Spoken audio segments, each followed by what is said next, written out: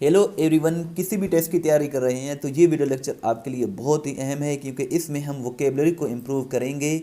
इस video lecture में हम डान की वोकेबलरी जो कि यूज़ होती है रिपीटेड, उनको यूज़ करेंगे, उनके उर्दू मीनिंग देखेंगे, सिनोनियम्स देखेंगे, एंटोनियम्स देखेंगे और सेंटेंसेस भी बनाएंगे।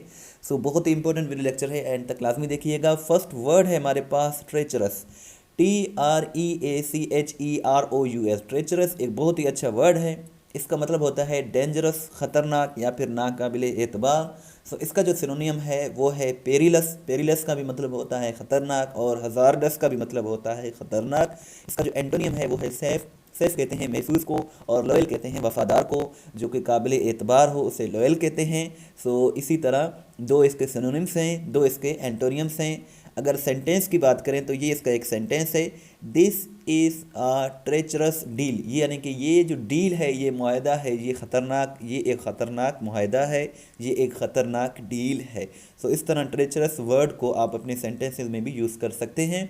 नेक्स्ट है हमारे पास फेरोसिटी। फेरोसिटी भी एक अच्छा वर्ड है, ख़तरनाक वर्ड है। इसका मतलब होता है ब्रूटलनेस, यानी कि दरिंदगी या फिर बेरहमी। इसका सिनोनियम है वायलेंस, और इसका जो एंटोनियम है वो है जेंटलनेस।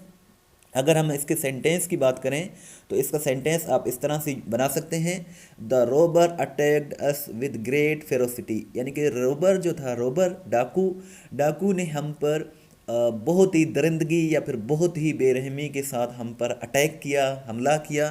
सो इस तरह आप इस वर्ड को अपने सेंटेंसेस में भी यूज़ कर सकते हैं।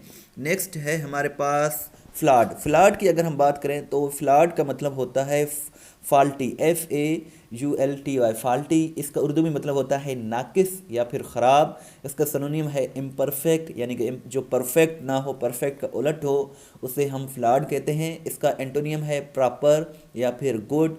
सो इसका सेंटेंस आप इस तरह से बना सकते हैं, the plan is flawed from the beginning. यानी कि जो प्लान जो है, मंसूबा जो है, ये स्टार्टिंग से ही, बिगनिंग से ही, शुरुआत से ही फ्लॉड है। फ्लॉड यानी कि ख़राब है, नाकिस है। नेक्स्ट वर्ड है नेक्सस। नेक्सस की अगर हम बात करें तो नेक्सस का मतलब होता है लिंक, रिश्ता, ताल्लुक़ या राब्ता। और इसका सिनोनिम है कनेक्शन या लिंक या फिर यूनियन भी इसका सिनोनिम हो सकता है। इसका एंटोनियम है ब्रेकअप, और इसका सेंटेंस इस तरह से है, the nexus of militant groups.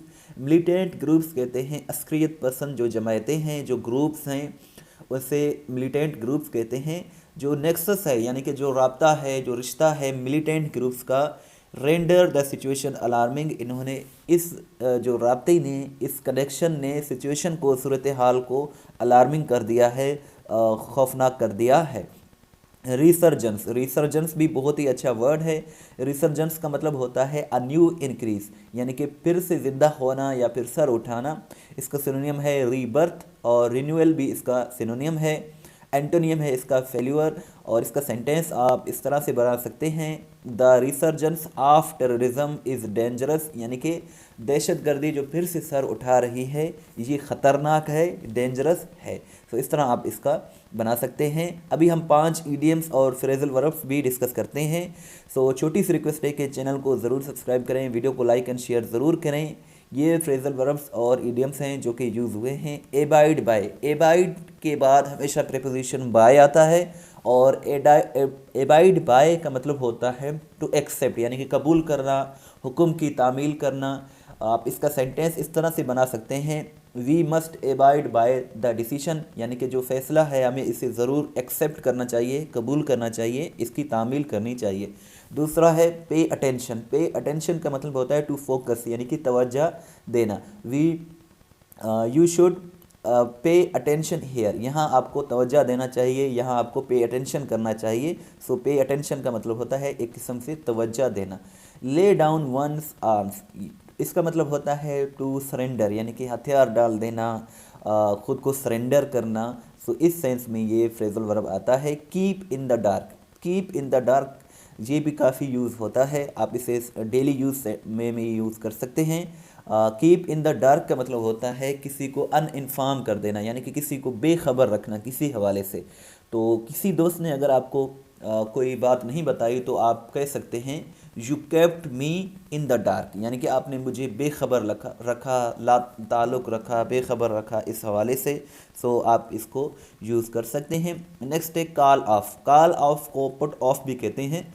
Call of का मतलब होता है टू पोस्टपोन, यानी कि मुलतवी कर देना। मुलतवी कर देने को कॉल ऑफ कहते हैं। लिंक डिस्क्रिप्शन में मौजूद है, जब आप उस पर क्लिक करेंगे तो testpoint.pk आपके सामने ओपन हो जाएगा। ये वो वेबसाइट है जहां हर सवाल वजाहत के साथ अपलोड की जाती है, जहां से आप अपनी इंग्लिश को इम्प्रूव कर सकते हैं। और यहाँ वोकेबलरी बहुत ही अच्छे तरीके से दिए हुए हैं, एक्सप्लेन किए हुए हैं। अगर आप हमें व्हाट्सअप के स्टेटस में फॉलो करना चाहते हैं तो 0308253300 ये हमारा व्हाट्सअप नंबर है। इस वीडियो को लाइक एंड शेयर ज़रूर करें। Thanks for watching till and. दुआ में याद रखें। अल्लाह हाफ़िज़।